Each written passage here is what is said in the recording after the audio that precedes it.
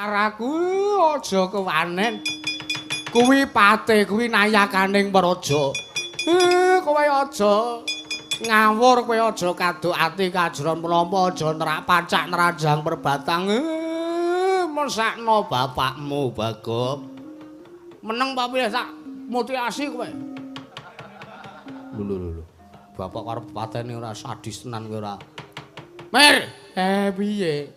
Aku nesu ki arep belani karo kowe.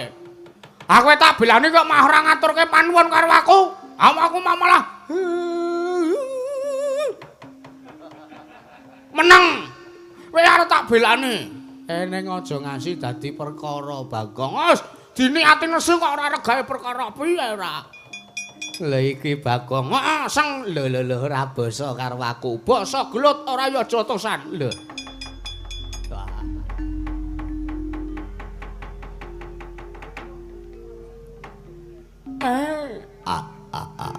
Melgegek sak dulita mel. Kaya ketiban daru omahe Semar. Kena ambruk.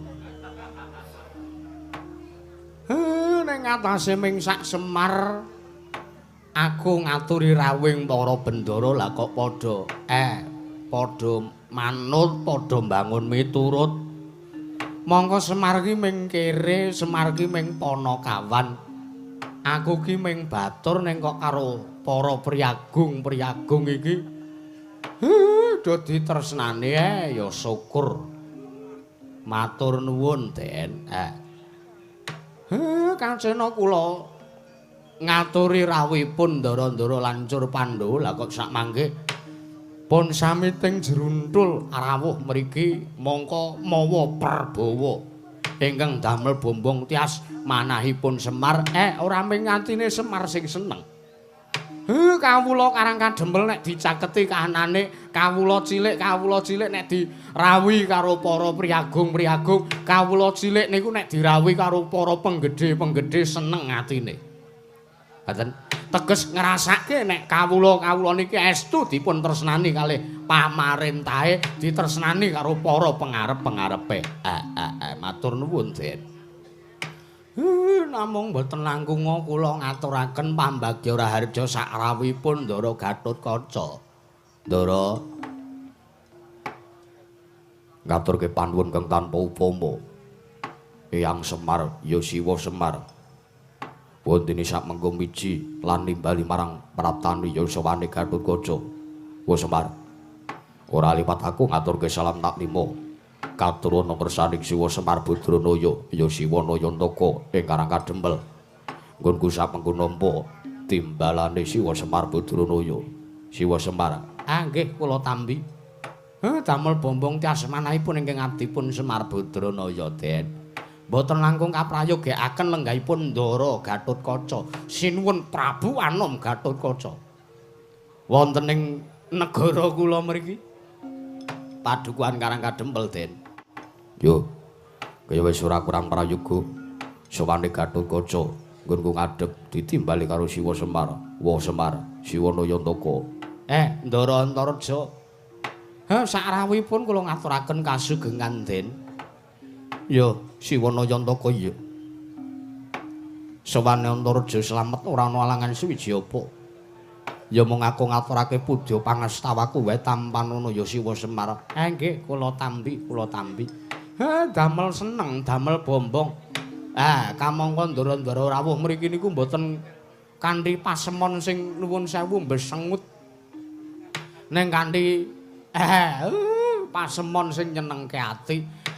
Grapyak, gumyak nyenengke, mesem guyu sumadulur kalih para kawula cilik. Iya, wo. Nggih. Pun prayogaken lenggahipun Ndara Antareja. Kaya wis ora kurang kepenak praptane Antareja ngersaning Kakek Nayantaka ya ngersaning Siwa Semar Badranaya. Sak mengko iki, wo. Ndara Antasena. Kula ngaturaken sembah pangabekti kula kunjuk, Den. Modar nek aku nampa sembah kakekne Semar. Ngendika ngoten sebabe dasare napa? Ngosik wa. Aku dadi sampean ngaturke sembah karo Antasena kuwi dosaku apa, luputku apa. Liripun nek sampean ngaturke sembah karo Antasena ku ora padha karo ndongake elek mujek-mujekke sing ora prayoga karo aku to, Wo. Mergo aku ki tinemune aku ki momongane sampeyan, aku iki luwih enom tinimbangane sampeyan. Sampeyan ki sak mbah buyutku. Sampeyan ki tuwa banget. Apa ya ana jamak lumrahe piyai sepuh kok ngaturke sembah ngersane sing luwih enom. Modar Antasena nek nganti wani nampa. Lah kersanipun kados pundi? Malah aku wae tak ngaturke sembahku katur ngursane Siwana Yantaka. Mergo ngene. Anane Antasena ngaturke sembah kuwi ora miturut tak petang cara umur kakekne Semar luwih tuwa. Kuwi sepisan. Ping pindhone kakekne Semar utawa Siwana Yantaka kuwi ora titah sewantah. Ning sampean ki dewa ngejawantah lho. Arep nuwun sewu wong semene mbane iki padha ngerti nek Semar ki wong kere. Arep semene mbane iki Semar ki cidhuke dikredit. Ning Antasena ki ngerti Antasena tanggaping sasmita. Nek sampeyan utawa sing lenggah nang sariramu kuwi Sang Hyang Wismaya. Mula aku wae sing ngaturke sembah wae. Dosa kula ora ana jamak lumrahe dosa. Aku titah sampeyan dewa. Wis wajibe lan wis pantese tok tampa sembah Antasena. Nggih. Nek sampeyan meksa nggih kula tampi dawah sami-sami. Ya wa, prayogaken lenggahipun kaya wis ora kurang kepenak. Sarawipun Ndara Gatotkaca, kula ngaturaken bekti kula kunjuk nggih Ndara. Ya, Nala Garing tak tampa. Pangestuku wae Tampanana. Nggih, kula pundi ndadosna jimat paripin dayanana ing kasantosan. Pun prayogaken kaya wis ora kurang kepenak. Ndara Antareja bekti kula katur Ndara. Ya, Nala Garing. Kuwi atur sembah bekti ngersani Antareja. Wis tak tampa, ora pangestuku wae sandangen. Nggih, sampun kula sandang. Damel bombong dasmanahipun ingkang abdipun Nala Garing pangestu jengandika dahat kali gamurda Yai Noknan. Ndara Antasena bekti kula kunjuk Ndara. Nala Garing ya Reng, tak tampa. Wah. Arepa kowe tuwa ning sembahmu tak tampa ya Reng. Mergo aku ki bendaramu kowe ngabekti karo aku. Anu nggih, matur nuwun nggih Den. Iya. Pangestuku wae Tampanana Nala Garing. Nggih, sampun sanget kula pundi pun prayogaken lenggahipun Ndara Antasena. Kaya ora kurang kepenak. Ndara Gatotkaca kula ngaturaken sembah bekti kula kunjuk Ndara. Petruk tak tampa pangestuku. Nggih, kula pundi.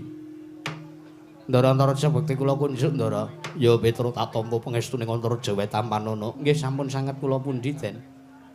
Ndara Antasena bekti kula katur Ndara. Ya Tru tak tampa. Pangestuning Antasena wae Tampanana Truk. Nggih, pun kula pundi. Pun prayogaken lenggahipun nggih Den Ndara katigonipun. Yo Petruk kaya wis ora kurang kepenak. Yo Petruk kaya wis ora kurang penak. Heeh, Truk kaya wis ora kurang kepenak. Ndara Gatotkaca, Ndara Antareja, Ndara Antasena bekti kula kunjuk Ndara. Waduh. Kok to rangkep to, Kong? Kesuwen ora? Selak aku arep ndangdrutane. Sabar.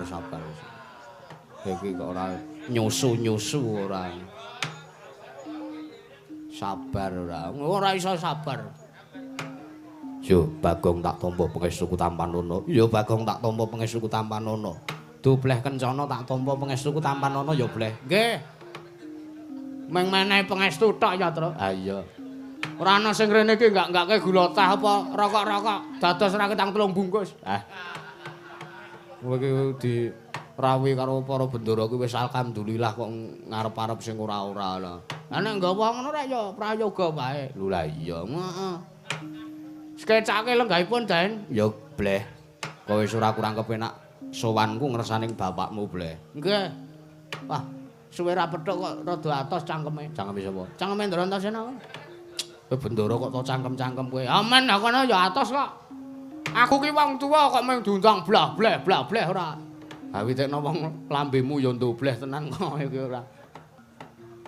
Jan wis tasku keri barang ngono. Ha terima-termakno. Aku sirah semono gedene isine ming banyu kok.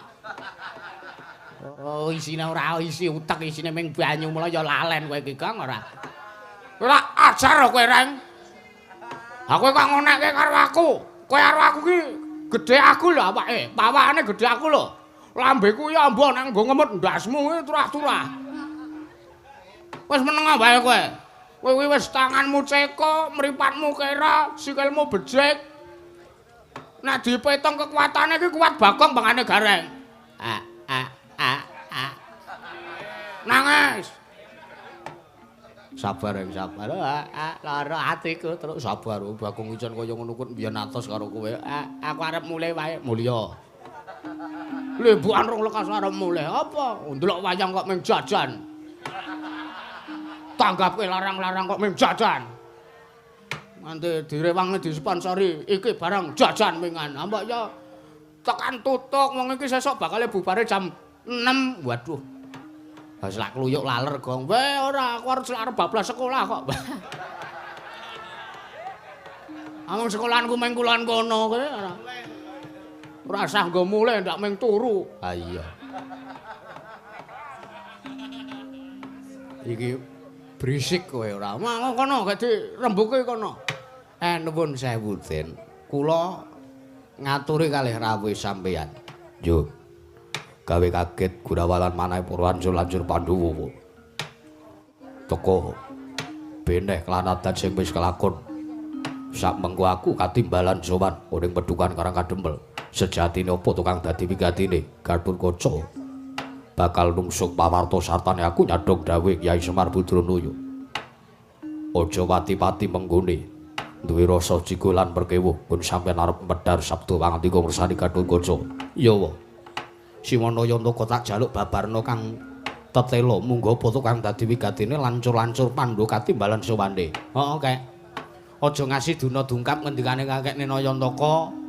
Merga lancur-lancur Pandhawa iki padha ngrumangsani. Mau aku wis sak pirembugan karo Kakang Gatotkaca, wis sak pirembugan karo Kakang Antaraja, Kang.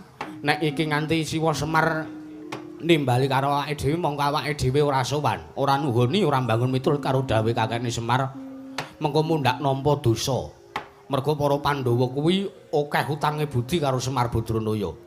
Ya aku dhewe ngrumangsani kek. Senajan Antasena ki ketemu karo Bapa Werkudara ki urung patiya suwe.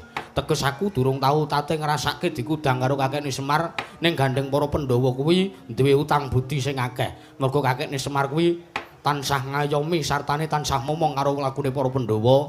Kok nek ana bot repote apa-apa, aku karo Kakang Gatotkaca karo Kakangku Jangkar Bumi sing sago-sak biyantu kek. Mula aja nganti rasa perkewuh, sampean paringa dawuh tak rungokne. Mbok menawa mengko ana bot repote Antarja, Antasena, Gatotkaca sing sago-sak biyantu kek. Lunging mekar lan semi. Semi bakul sate. Puspita ing taman sari.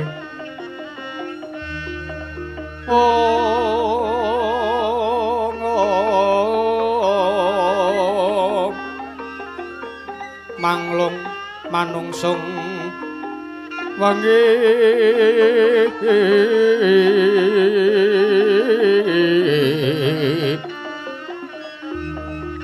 kala wan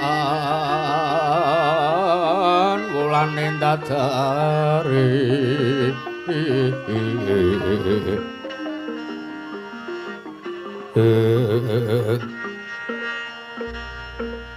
Babarum sasmita sang kumbang wayang rangsang pucuk sarining kembang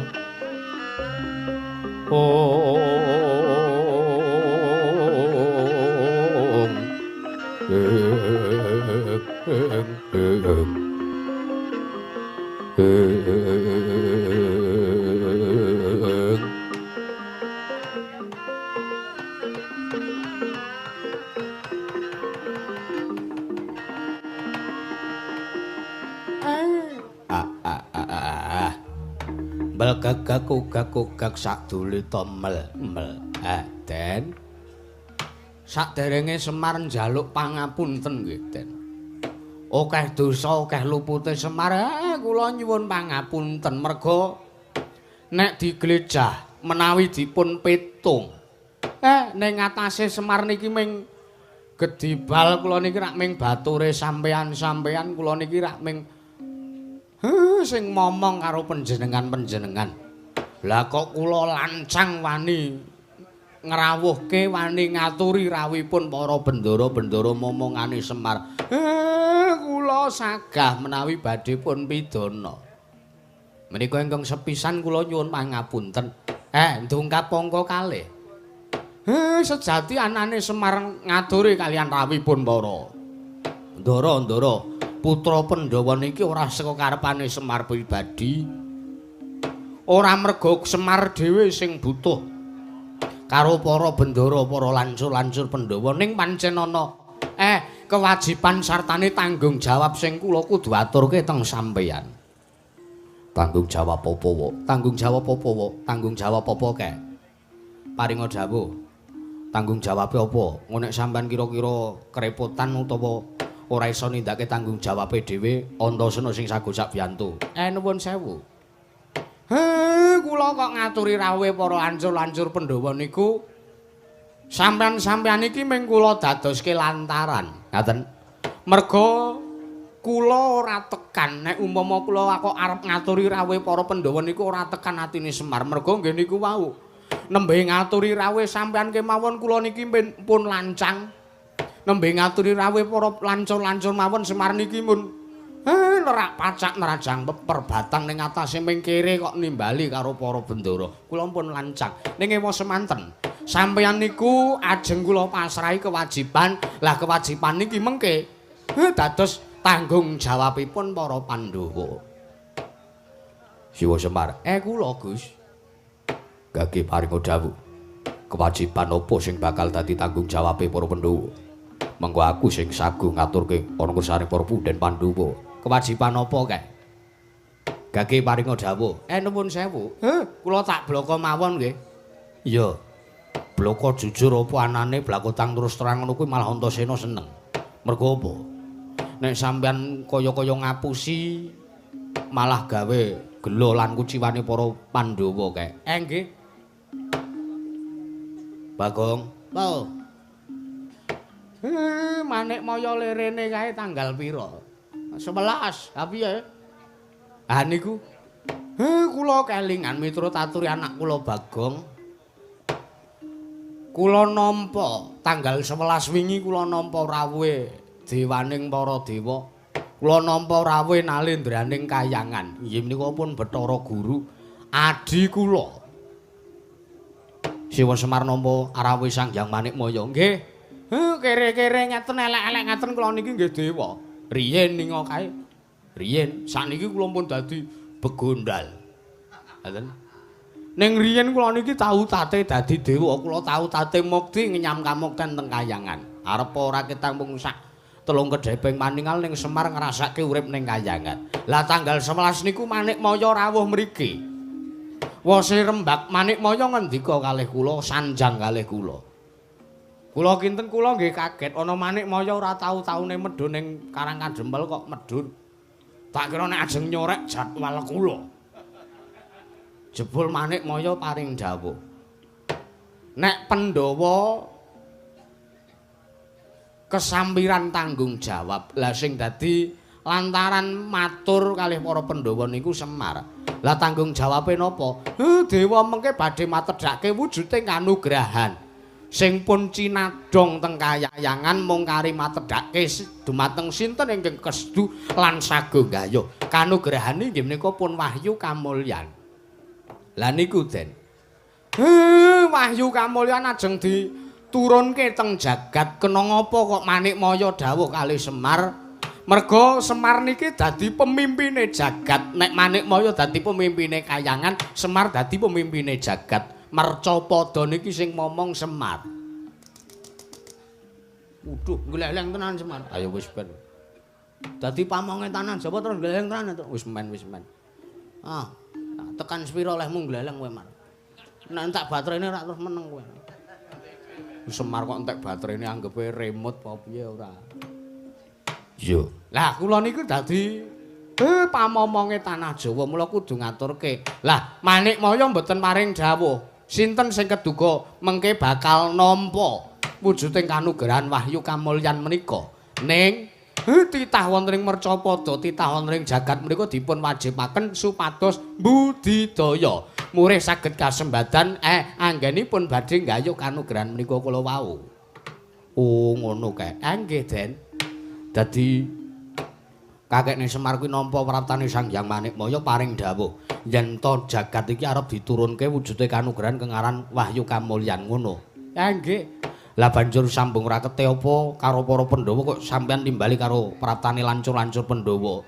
Pengangkah kula niku gandeng dewa niku adil. Ngaten. Gusti niku adil lho, Den. Ora mungkin kok. Ora bakalan sengara dewa utawi Gusti kok arep mban cindhe mban siladan. Sing siji dimban cindhe sing dimban siladan niku sengara kelakon. Lah karep kula Wahyu Kamulyan niki aja ngasih keliya. Lah nek Wahyu Kamulyan mboten keliya, sinten sing gayuh nek mboten para Pandhawa. Lah lajeng benjang napa Wahyu Kamulyan iki ajeng tumethak Semar nggih dereng ngerti, Semar nggih dereng entuk sasmita melih saking para dewa. Mung wanti-wanti kula, Den. Wong sing arep gayuh kanugrahan niku lho, miturut ujare para kaki-kaki padha nyebataken, miturut ngendikaning para winasih sami ngendikaaken, wong sing arep gayuh kanugrahan niku mesti bakal sinandang lan sinanding kalian wujudipun pancoban. Tegese wong nek arep gayuh kanugrahan, wong arep gayuh kamukten, wong arep gayuh kabagyan niku ya kudu saguh nglakoni pancoban. Lah niku sing dadi sabab lan jalaran kula ngrawuhke para lancur-lancur Pandhawa, pengangkah kula sampeyan niku ajeng kula suwuni bebantu kali Semar. Bebantune napa senes kok brana picis, senes kok bondo donya niku babar pisan mboten. Ning kula mung ajeng nyuwun kalih sampeyan-sampeyan niki mengke mesti akeh pacobane sampeyan mang bantu kekuatan karo Semar. Ya jagat pangwis tungkuru. Siwana Yantaka. Pripun Den? Gawe kaget sartane uga gawe bombong lan marem mati dire Gatotkaca. Teka semono lekase Siwana Yantaka duhur nggon marem gayuhke Wahyu Kamulyan kanggo kamuktening para Pandhawa. Nggih. Yen ngono ora tida-tida lan ora walang ati rasane Gatotkaca nampa ngendikane Siwa Semar.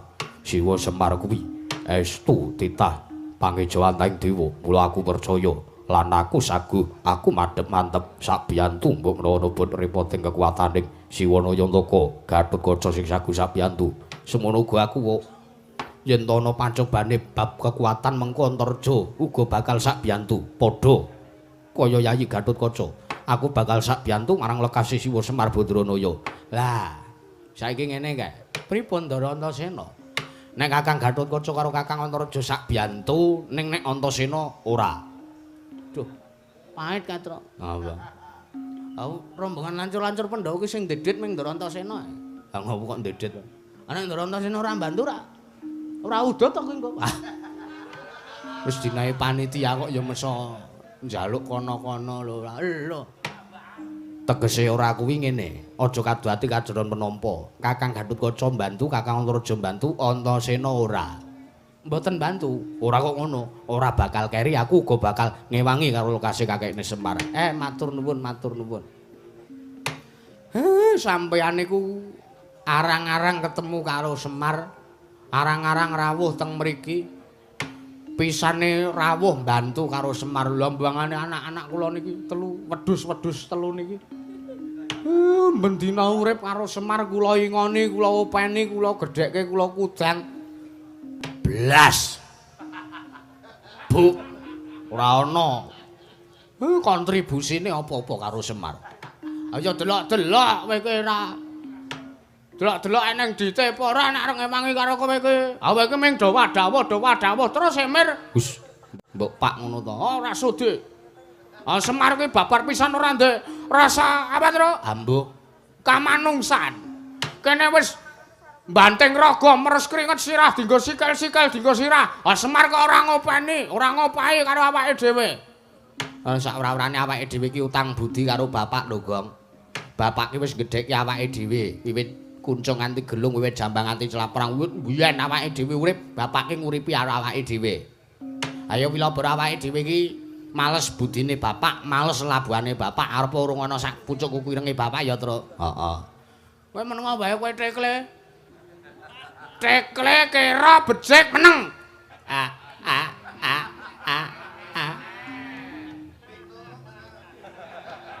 Nangis kowe. Aku arep mulih wae aku truk mulya. Mulya. Ora ana penyiter, ora patheken. Kok atos cangkemmu, Gong? Ora anggepe ora. Ning sak ora-orane kowe iki bebantu ngono lho, Gong. Bapak Semar utawa kakekne Semar ki bapakmu wong tuamu Sudarmamu sing kudu tok ajeni. Ah ora iso kok ya. Sampeyan rene iki ya mbebantu. Ngono lho. Bantu nek mengke sampeyan nyambut gawe ora wurunga Gareng Petro Bagong nyambut gawe ha to, Reng? Mbah. Reng. Mbah aku kaya rada rasa-rasen awakku ora penakku, Kang. Mbah aku engko iko bersaguh ngewangi apa ora? Truk, wis saguh to, Truk? Lah mbah aku rada rematik iki, Gong aku. Pak pecah ndasmu lho, Truk. Wis sabar-sabar wae. Matur nuwun lho, Den. Sampeyan kula anggap anak-anak kula. Anak-anak kula sing lahir batin kali Semar. Lho, lah kok dadi lancur-lancur Pandhawa sing dianggep lahir batin dianggep anak karo kakekne Semar. Lah mergo niki celeng-celeng niki niku. Arep anak kula kandung niki ora ana sing berduli karo Semar. Niki mung gedhe gagelakane tok niki menungso-menungso. Telu sing kula openi niki. Lah mah kula matur nuwun. Sampeyan ora tau kok ngrepoti kali Semar malah bantu karo Semar. Bombong tanpa upama. Ngono gek ngetoprak kono. Anggepe kok ora tuwa-tuwa ora mikir, tuwa-tuwas. Kowe iki ngopo to Gong karo bapak kok mau ming tok seneni wae tok paido wae. Bapak meneng tok kleroke, bapak ngendika tok luputke. Sing tok karepe saka bapak ki apa? Lho, sing tak karepe Semar ki main dang motor ngono to. Wis. Lemah kidul UNY kae. Oh. Wis dinyang 2 miliar. Nek Semar mati rak terus warisan ning aku, lemah kae tak dol. Tak nggo ngumuki Gareng. Atos nan ora kena ngono kowe ora. Mareka den prayekna sumure reseka balik.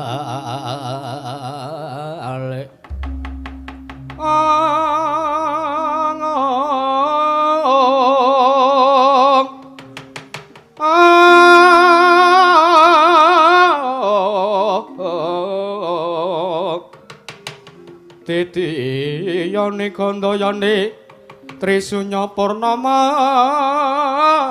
sasi Gilar-gilar semedyan ning tengahing latar ileng ana lintang Bima Sekti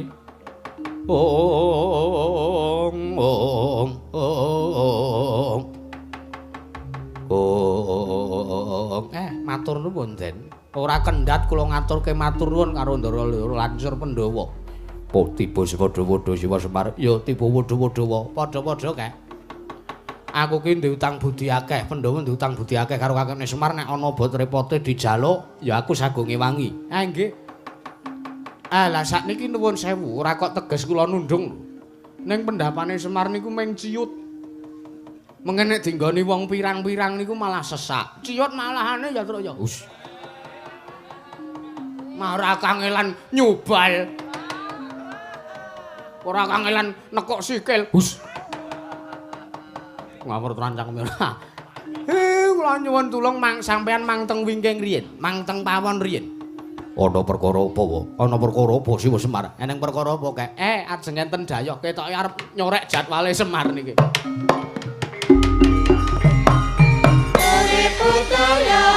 Budayane antri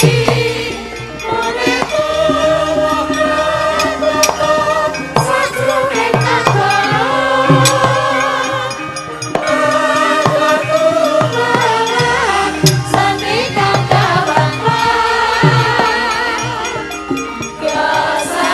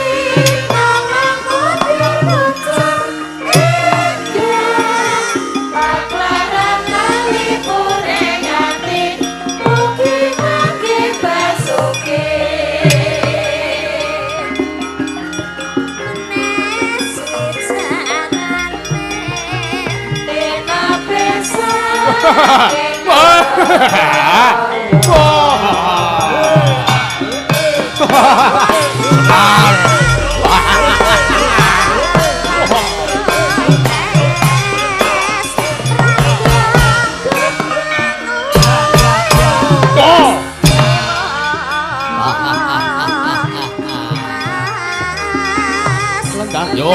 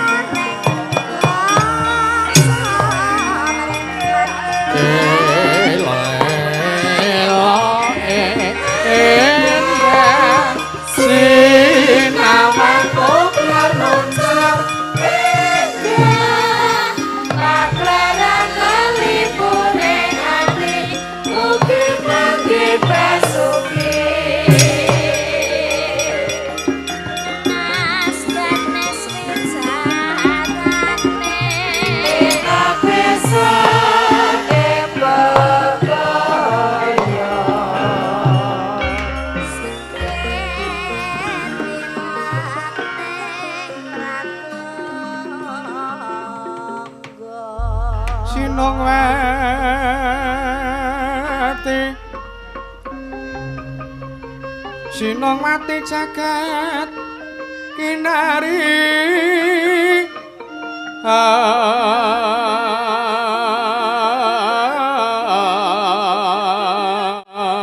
among mbak lumembak ombak ing samudra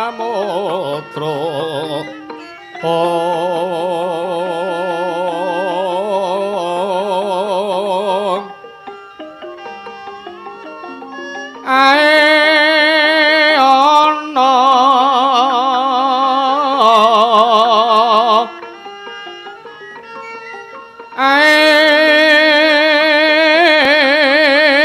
ana bali lumut ambrenggang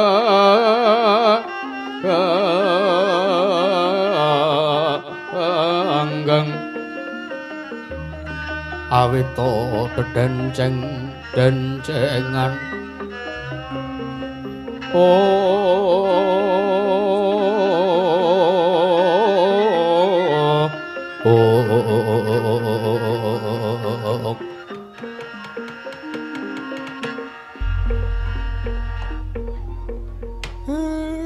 kok ora pati nduga moni mana Pak mono ing atase ming sak gubuke Semar kok iki dirawuhi para priyagung dirawuhi para her-her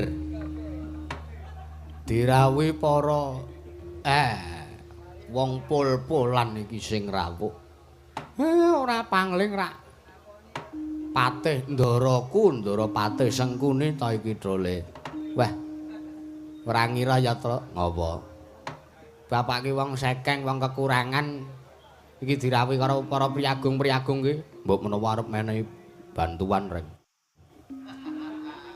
kok terus kedhuwuran lah mau mikir anggepe ana priyagung rawuh ki anggepe terus arep menehi bantuan ngono piye lho lah mbok menawa wong bapak ki wong perlu bantuan kok awake dhewe ki ra uripe perlu dibantu ngono lho reng iya ning ya mbuh terus ngapa mbok menawa ki arep gawe perkara ya mbuh lho wis cetha kuwi reng arep gawe perkara kuwi lho aja ngira sing ngono sik to gong kowe iki ora aja cubriya sik aja duwe prasangka sing elek cetha ngapa karang dempel ketekan Sengkuni karo Dursasana iki wis kaya ketekan Mendring wanggepe bapak ndek utang ngono apa piye ora cetha lho bedakno ta Tru ngapa mau pas Ndara-ndara lancur Pandhawa sing do rawuh ora nyenengke to iya kahanane nyenengke Arep piyaine Ndarantasena Ndarantara Candra Gatotkaca ki piyaine mung sederhana, piyaine lomo. Ha iya. Ora ketang sithik nyiprati, ora ketang 200 ya, Tru ya. Ha iya.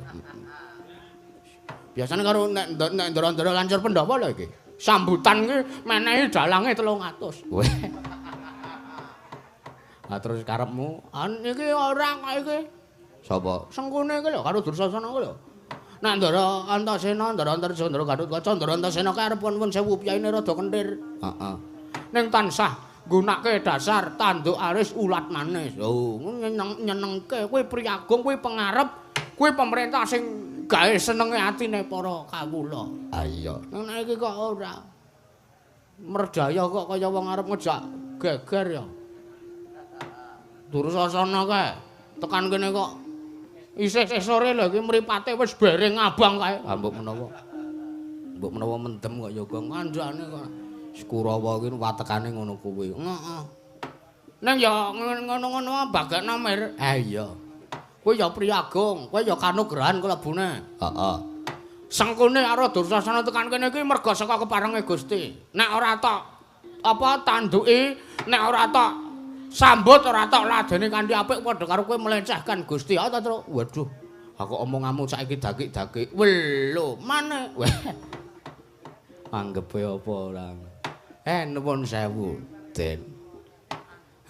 Ngaturaken kasugengan Pambagya Raharja sakrawipun ndara kula Plasa Jenar nggih pun ndara Patih Sengguni. Ya Semar.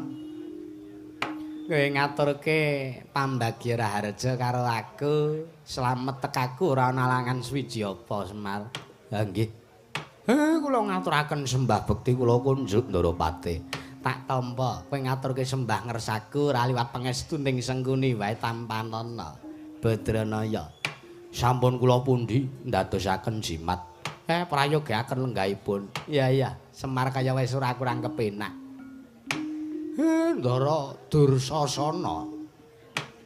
Sakrawuhipun Ndara Dursasana kula ngaturaken sembah pangabekti kula kunjuk.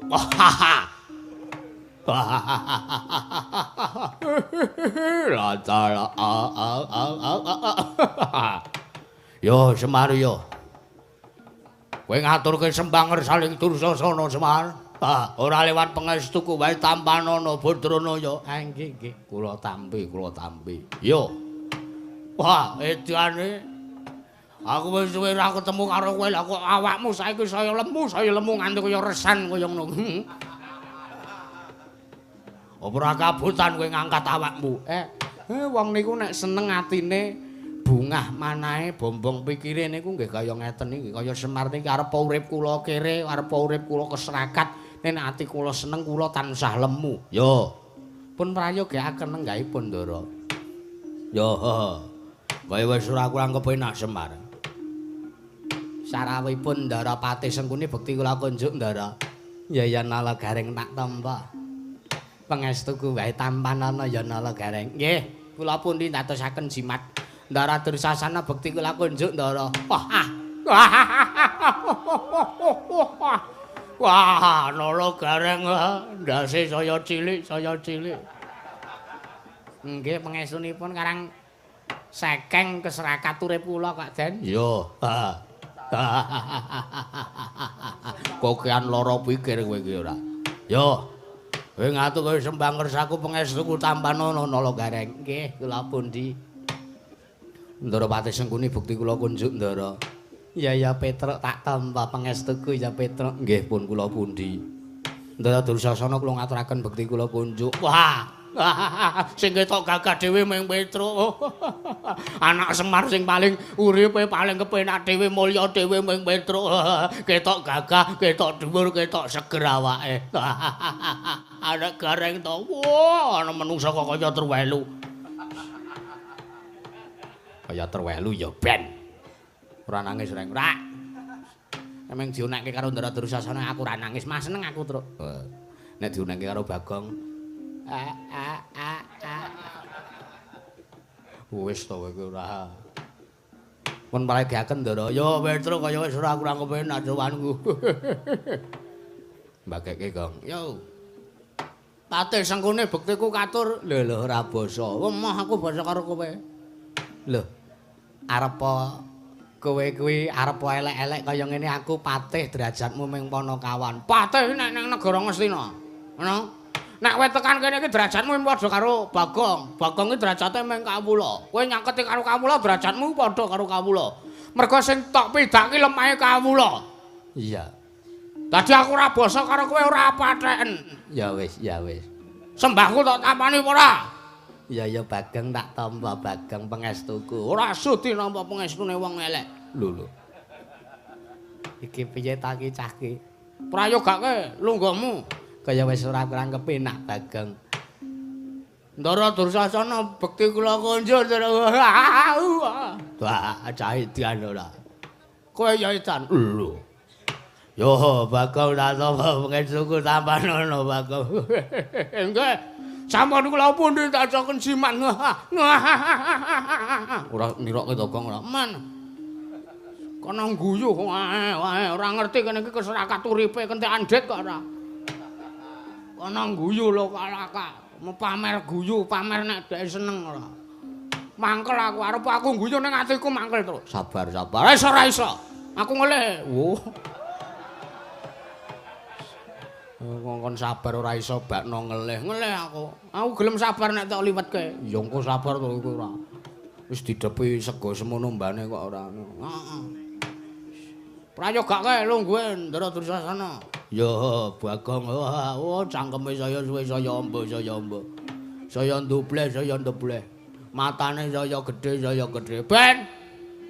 Ngene mertandake nek madat ya truk madat. Nuwun sewu, Ndara Patih.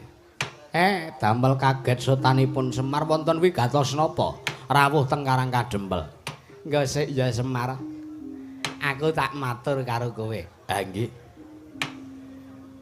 Ora kok aku teges arep ngias karo kowe, ora kok aku teges arep ngina karo kowe, ning aku arep nakon karo kowe. Ajeng nyuwun pirsa napa? Nggih sik to. Kowe iki melu Pandhawa wis pirang taun, Semar? Mun mboten iso diitung kanthi hitungan taun. Kula melu Pandhawa niku wiwit Pandhawa ngasih cilik nganti sepriki hitungane wis puluhan taun. Lho lah iya. Kowe urip melu Pandhawa, kamangka Pandhawa kuwi kondang satriya sing sugih. Pandhawa iki kondang satriya sing jentara, Pandhawa kondang satriya sing atoteken ati suci pepayung budi rahayu. Kowe iki mataun-taun wis puluhan taun nderekke ngetutke karo para Pandhawa kok. Wiwit biyen nganti seprene. Tak sawang kahananing bale wis mamu ora saya apik. Omahmu ora saya becik. Ning atase kowe iki momong karo Pandhawa, akeh sarta gedhe lelabuhanmu karo para Pandhawa lho Semar. Ning perandene kok omahmu ora saya becik, omahmu ora saya apik. Iki kok malah saya keserakat uripmu. Coba to. Digagas, diglecah, dipetung. Kudune kowe momong karo para Pandhawa kuwi iso males budi karo kowe. Merga kelelabuhanmu gedhe karo para Pandhawa. Ning kena ngapa uripmu ora diapikke? Kendaraanmu kok wiwit biyen nganti saiki kok kowe ming numpak pit jengki iki apa ya wangen? Apa ya pantes kaya ngono kok pantes dadi abdining Pandhawa, sing Pandhawa kuwi satriya kondang kaloka. Coba gagasen Semar. Ayo Semar. Kowe iki kon biyen ngeturke Pandhawa nganti seprene kok ming kere wae ora. Kowe iki ngeturke Pandhawa kuwi satriya sugih. Pandhawa kuwi satriya sing brana picise bondo tunyane tumpuk matumpa-tumpa. Ha kok kowe ora diciprati siji-siji ya. Kowe ora dinae dhuwit sithik-sithik ya. Semar, kowe biyen gelem diboyong karo Kurawa, ora keserakat kaya ngene uripmu. Kowe iki melu Pandhawa seprana-seprene pangkatmu isih kere, pangkatmu isih Panakawan. Babar pisan kowe ora mundhak pangkatmu, kowe ora dadi tumenggung, kowe ora dadi nayaka Prajanegara Ngamarta. Nek cara aku Semar, aku ngetutke Pandhawa ki ora diopahi apa-apa karo para Pandhawa. Aku wegah, aku ra sudi ngetutke, aku ra sudi mbebantu, aku ra sudi momong karo para Pandhawa. Hei! Ngecipris ra wis-wis. Das. Apa? Sampani daya dibagake karo sing di omah ditakoni wigatine apa kok malah ngecek karo sing di omah, ngina karo sing di omah ora. Pila boro ngajeni ora? Lah aku tak takon karo kowe Bagong. Pripun? Semar ki biyen nganti seprene kanane rak ya kere-kere wae. Iya apa ora? Heeh, nek ora ya sak ora-orane bapak ki ndang wigatine. Ngono Pak. Iya. Ayo diwangsuli apa pitakoni Semar, ditakoni A kok nyaurine B. Ngelih aku. Wis bengok-bengok pol-polan kok entek-entekane mengelih ora. Ditakoni apa wigatine mir ora. Nuwun sewu. Bener aturi anak kula Bagong. Sampeyan niku daya kula bagekke kula dangu wigatine napa kok. Dadi sampeyan niku malah ngelek-elek karo sing di omah.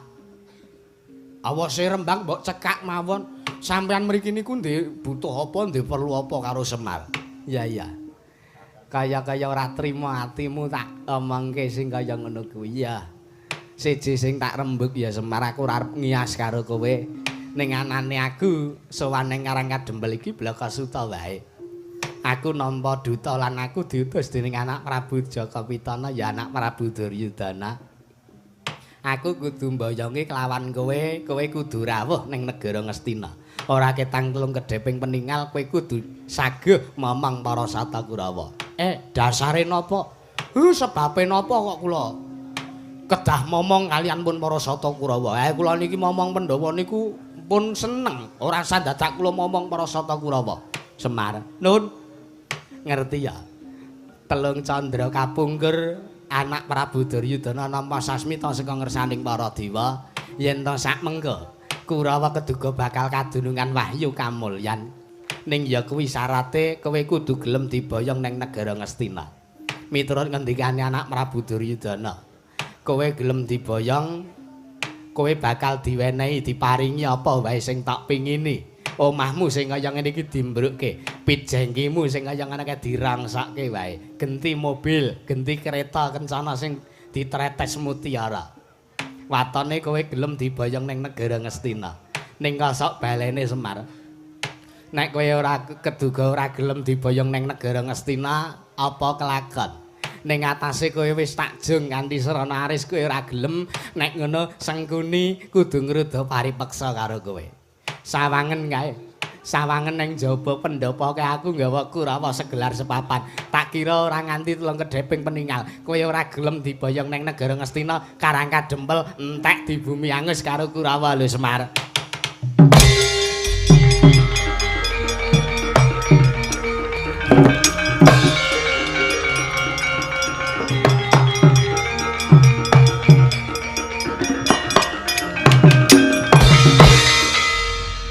Arep ngopo e, Gong? Arep jengkelit kecantol. Wah. Karang prei semengi dadi ora trampil ta sudah keprigelanku. Wis.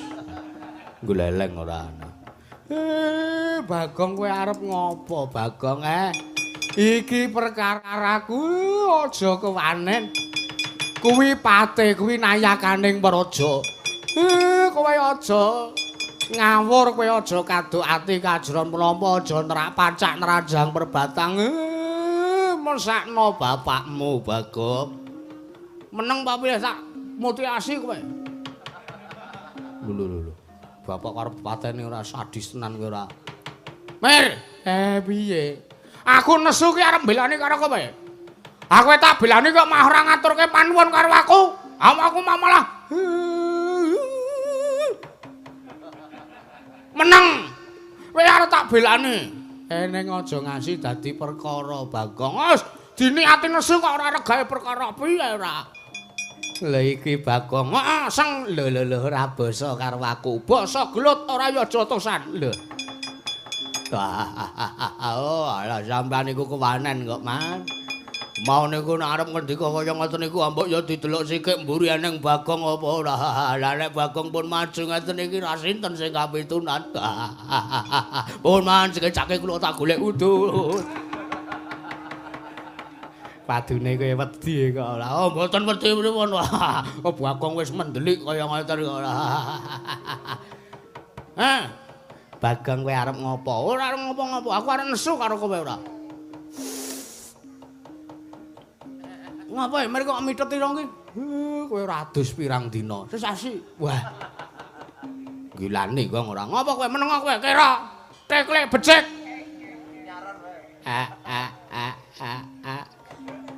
Aku tak takon karo kowe, Patih Sengkuni. Lho, ora basa, ora tata krama karo Patih Sengkuni. Ora mberduli. Kowe tak basana tak tata kramana kowe ora ndek rasa kemanungsan karo Bapak Semar. Iki wong tuwa, ngene-ngene iki luwih tuwa mbangane dapurmu lho, Seng. Ha kok kowe dadi muni piye kowe mau? Kowe muni piye? Nek Semar ora gemboyongne Gresna, kowe mau ngancam piye? Aku nggawa Kurawa 1 segelar sepapan. Wis siaga nek bumi anges sekarang kadempel. Weh lah, alah Sengkune ming arep ngalamat nemu lelakon elek kowe. Aku arep ngancam kaya ngono kuwi, Mbak ya. Kowe iki nyumur pisik. Nyumur yen ndelok sik kira-kira mburu ki nek Bagong apa ora? Anang Bagong ngerti anang Bagong kok kowe delangap-delangap ucapmu. Ndruwili kaya grojokan nerweteh kaya apa, Tru? Ambuh. Nesu kok ora ngerti ukarane lho ora. Wah, jan wis ora kena digawe becik babar pisan kowe. Apa kira-kira kowe mepalangi karo karepane Patih Sengkuni? Tak pepalangi wae. Nek bapak ora gelem diboyong ning kowe nganceme aja karang kadempel sak karepmu. Semar reta pateni ora apa-apa. Wong sing tak angkah ki Semar mati. Nek Semar mati warisane tak kukup. Lemah kidul. Iya ya, Truk. Lambuh. Anggepe apa ora kowe? Kowe wis nyenthok karo bumi Putah Getih Bagong wis nyenthok karo bumi Karang Kadempel. Gang eling lho, Gang eling. Kuwi Patih lho, Gong. Patih wis ben aku RT ngapa? RT ngrepotke RW ya age aku. Ngawur ora. Eling aku Patih kowe ming Patih Sengkuni iki nayakaning praja kowe ming batur. Dinyati-ati omongane kowe nek dadi geger, dadi geseh, dadi perkara sapa sing tanggung? Kowe minggat kono wae. Hah? Kowe nek dadi perkara, aku sing perang karo Kurawa. Nek kowe nek perang karo Kurawa sing lara, mergo matamu ki kera, tanganmu ki ceko, sikilmu ki becik. Aku arep mulih aku terus mulya ora. Nang kene mak ming ngrepoti ora. Piye karepmu tak tandangi Bagong? Wes ora iso pokoke. Rupawani jembarwani nek arep bumi angus Karang Kadempel Bagong sing ora trima. Ayo nang ngendi papan? Wah kesuwen kowe ora. Kudune aku muni Bagong sing ora trima kuwi gamelane gek muni ndro, tandu-tandu gek kowe minggat rono. Kesuwen ora dadak. Ayo nang kene mar kaning matimu. Ora kelakon mati dening para sata Kurawa.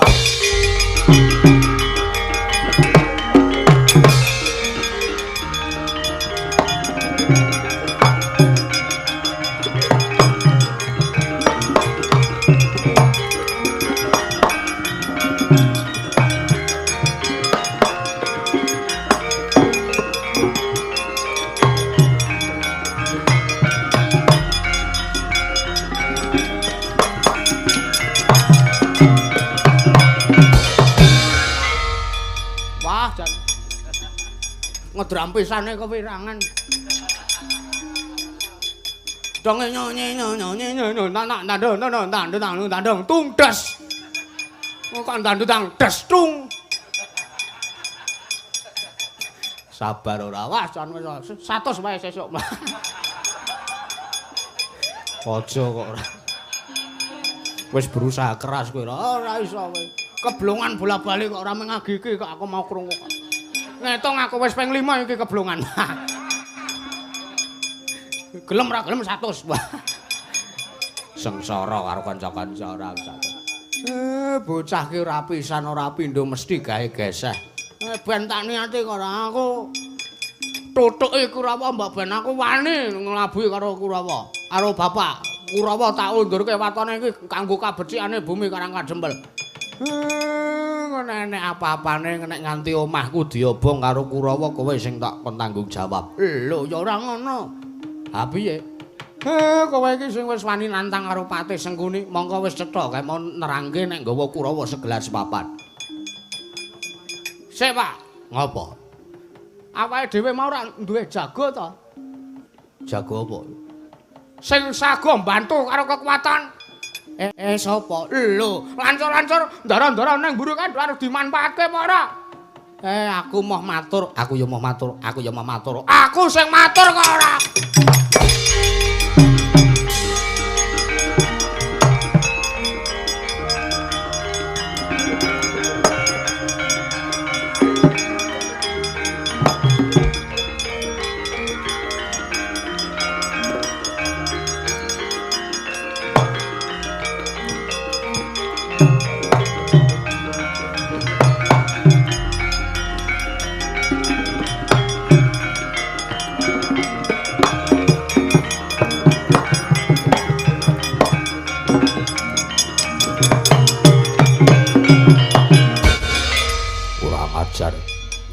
Maming diolak-alikke. Nggone mboten cukup ngawur Bendara kok memeh diubeng-ubengke. Pon mriki mawon enggak mriki mawon. Iku pun geger tenan iki kanane Karang Kadempel. Iya. Malangkere. Iya. Eneng apa, Gong? Walah. Sampeyan mau ora ngerti ya. Eneng perkara apa? Sampeyan mungkur teng mburi teng pawon do jagongan. Iya. Patih Sengkuni mriki. Lho, Eyang Patih Sengkuni rene. Anu iya, anu nggih. Lah karo sapa? Kalih Dursasana. Oh, ngono. Wah, jan iki piye to ki? Nada bicara kula niku pun dhuwur lho, Den. Sampeyan kudune ya melu panik. Ning ngopo, Bagong? Ning ngopo? Ngoten kok maming santai wae le nanggepi.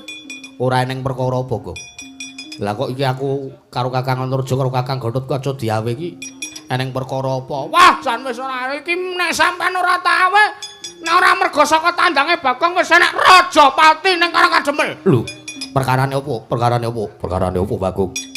Wah, sampean ora ngerti to. Sak pungkure sampean, sak rawuhe Patih Sengkuni anu. Semar ora dosa, ora luput diagar-agare nganggo pedang. Nek ora Bagong sing temandang, Semar pun mati, Ndara. Weh, lah parat.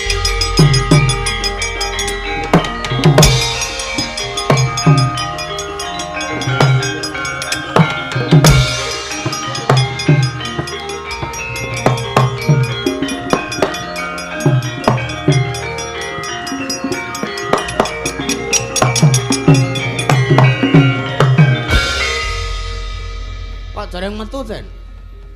Urung karep metu. Aliyane pun metu kok sampean tesih teng mriki niku. Bagong, Pripun? perkara sing tak critake kuwi mau nyata apa ora? Yakin sumpah, asli. Semar diagar-agar nggo pedang. Sering ngoten niku. Semar kowe ora manut tak pedang gulumu kowe. Ngoten niku. Ngoten to, Pak? Pak. Kowe mau diagar-agar nggo pedang to karo Patih Sengkuni mau? Tak saduk kowe.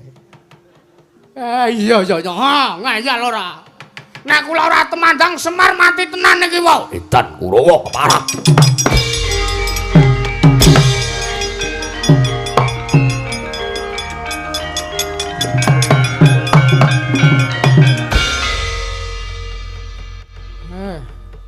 Malah kowe ngapusi karo para bendara. Wis ben ora.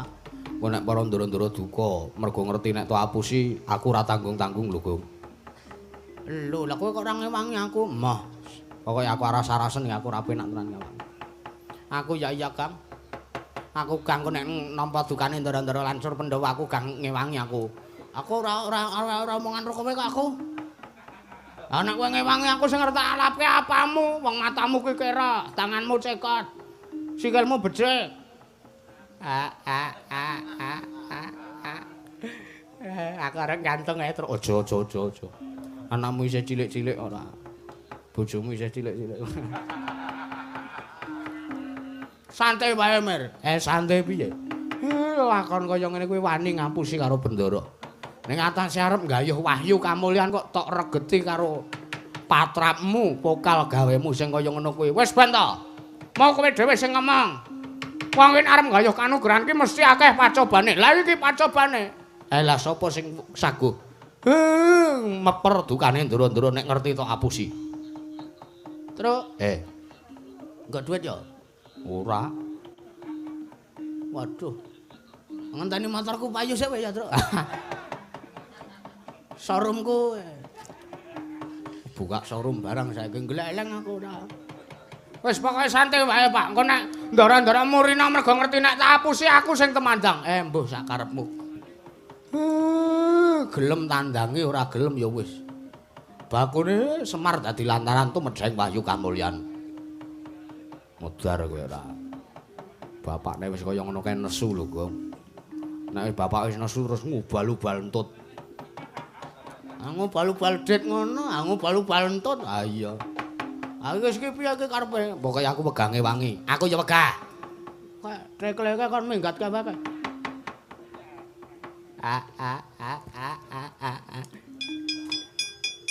Anggepe apa ora?